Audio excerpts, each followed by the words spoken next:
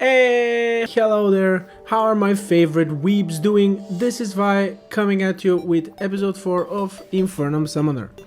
In the previous one we finished with the second half of the hard mode bosses, and today we will be having a taste of that sweet post Moonlord content. When we defeated the Moonlord, we got one of his essential weapons, the Rainbow Crystal Staff, which is exceptionally good as when you summon it in an enemy, it deals a disturbing amount of damage. After getting a Luminite pickaxe, we fly up to the Exodium planetoids and mine a couple of them for more Luminite, after which we go back home and make the Stardust armor. Speaking of that armor, as I am making my thumbnails with Megumi Fushiguro, as in my opinion he fits very well with the summoner team, I thought it would fit even better to get a texture pack that changes the Stardust Guardian into the one and only Mahoraga. Shout out to Nilo for creating this, by the way, it is a 10 out of 10. But with that out of the way, we will be keeping this armor for quite a while as it gives us the most amount of damage and total summons. We then make the Flowers of Mortality, which is overall a great summon. We make the Stardust Wings, before I forget, and at last we make a Papyrus Scarab to put in the empty slot we have, as for Summoner most of the times you will get the most amount of damage from summon slots rather than damage percentages, although the Scarab does give us 15% bonus damage. For now our loadout is complete, so it is time to go to Hell and farm the Profaned creatures so that we can make the Profaned Shard. After 5 quick minutes we go back home as we need to make a new weapon that will finally be better than the Vengeful Sun Staff. It served us very well so far, but it is finally time to retire it for good. And what do we replace it with? We replace it with the Elemental Axes, or their new and in my opinion much dumber name, the Legion of Celestia. They also changed the sprite of it, which I also dislike more than the previous one, but what can you really do about it? And lastly, we make the Tactical Plague Engine, which is the upgraded version of the Black Hawk. It again uses ammo from our bag, so for the time being we will stay with the Ichor bullets. And after we are done with all of our upgrades and preparations, we go to the Profaned Garden and call upon the Profaned Guardians. By the way, one quick tip for summoners or everyone that uses essential weapons in general, the Guardians always spawn above the last mini island in the lava on the bottom, so if you put your sentry there, it will always be able to hit them.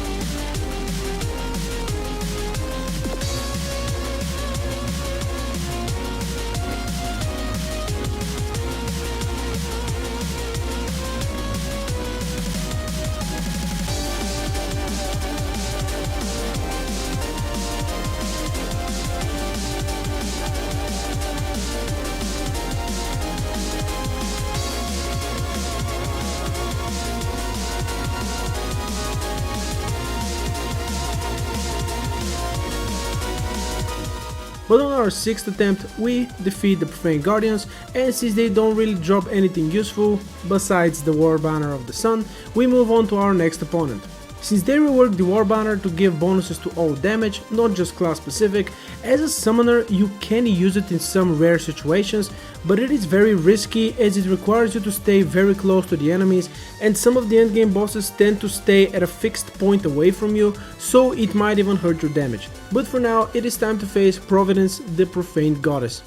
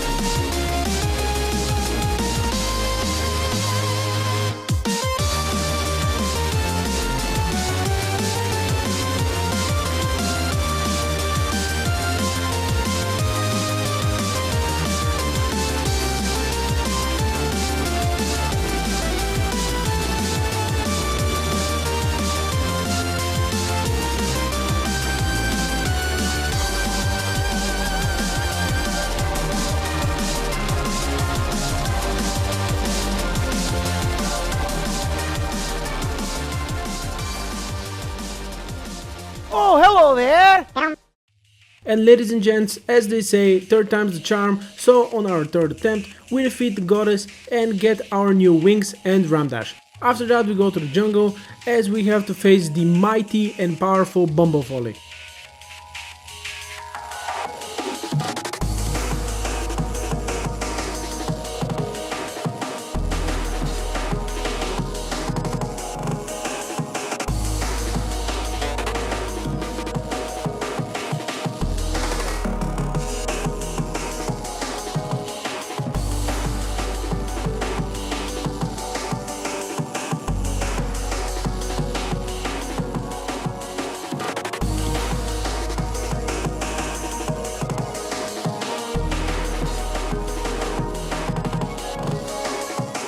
Which dies after a little over half a minute, and from who we get our last rage upgrade. We then open a couple of Ravager bags, as once Providence is dead, his bags drop a very good amount of bloodstone, so if you don't want to farm enemies in the Brimstone Crags, just crack open a couple of bags and you're good to go. After that we head to the dungeon, where we start farming Phantom Plasm from enemies until we summon Polterchan, but unfortunately we have to ghost her. And after all of that we make Bloodstone cores, which we will use for the Dragon Blood Disgorger. From now on we will start utilizing minion mixing, as the minions we can get, just like this Blood Dragon, are very powerful but only allow one summon at a time. So as a summoner, the best course of action is to find which summons are the most efficient and powerful. So what we do is summon the Flowers of Mortality, summon one dragon and fill the remaining slots with filler minions, which in our case will be the Axis, as unfortunately the Dazzling Stabber staff that Providence drops is bugged and for some reason is still not fixed. But now it is time to face the first Sentinel. Usually I prefer to go for Stormweaver, as for me he is the hardest, and leave Cygnus for last, as on the other hand he is the easiest for me. But this time around we will go for Cygnus first, as defeating him will give us one of the best and most efficient minions in the whole mod.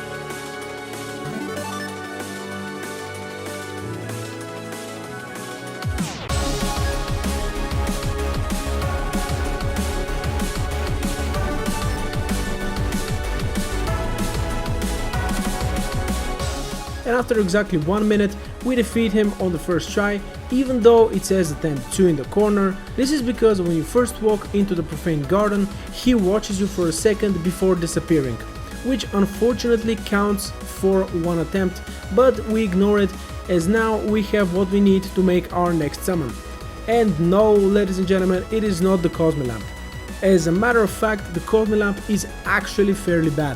With a Twisting Nether we get from Cygnus, a Stardust Dragon Staff, and 1 Light Shard and 1 Dark Shard, we make the King of Constellations Tenryou. Not only does this weapon look absolutely insane, but it is also one of the most efficient minions of all, as it requires only 4 minion slots but dishes out a fat ton of damage. After summoning our army, we go and test it out against the Stormweaver, who I must have forgotten how to fight completely, as I was getting hit constantly, but surprisingly the boss disintegrates after just 20 seconds. From what I know, he has a massive amount of piercing damage reduction so that he doesn't get insta-killed because of all of his segments being damageable, but I guess for Summoner that does not matter at all.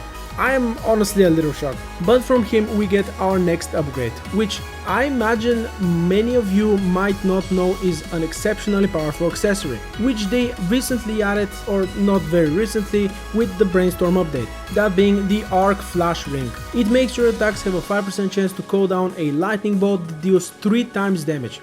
It is based on non-crit damage, but the lightning itself can still crit. And for Summoner, this accessory stays on for the rest of the game, as it increases your damage massively. It is very worth the loss of a summon slot. And now it is time for the last Sentinel, Ceaseless Void. We go to the archive, remove all of the platforms, shape the place a little bit and jump straight in.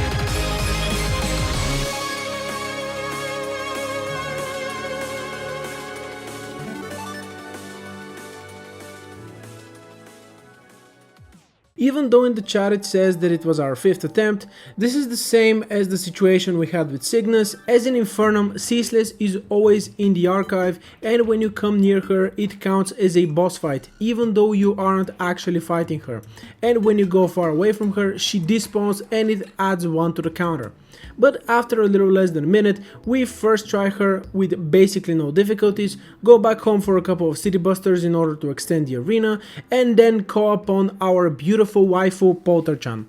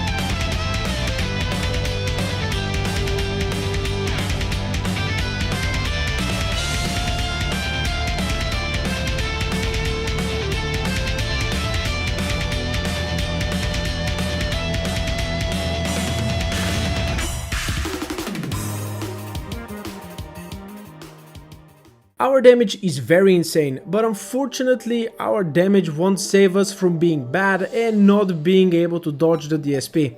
But on our 6th attempt we managed to get it done, and from our bag we get our last adrenaline upgrade, and after going back home we make the Abyssal diving gear, as our next armor is the Omega Blue. After getting enough Reaper Tooths, we make the armor, retire our Flowers of Mortality, and open a couple more Potter bags for her summon weapon, the Ethereal Subjugator. But after doing all of that, unfortunately this is where we have to end our episode. So far we have defeated half of the post-Moonlord bosses, and I would say that we're doing fairly great. But I plan on finishing it all in the next episode, so if you don't want to miss that out, make sure to give that subscribe button the authentic Piper Perry experience. If you did not get that joke, do not worry about it at all. You, sweet child, are just an innocent soul. You do not need to burden yourself with this useless knowledge. But anyway, I make posts on all of my social media every single time I upload another video, so you can also give those a follow. I very much appreciate all of you watching so far and for following along the way. Much love from the bottom of my heart, but with all of that, I hope that all of you will join me in the next banger video. Lightning Caller, King of the Dragons Vi, out.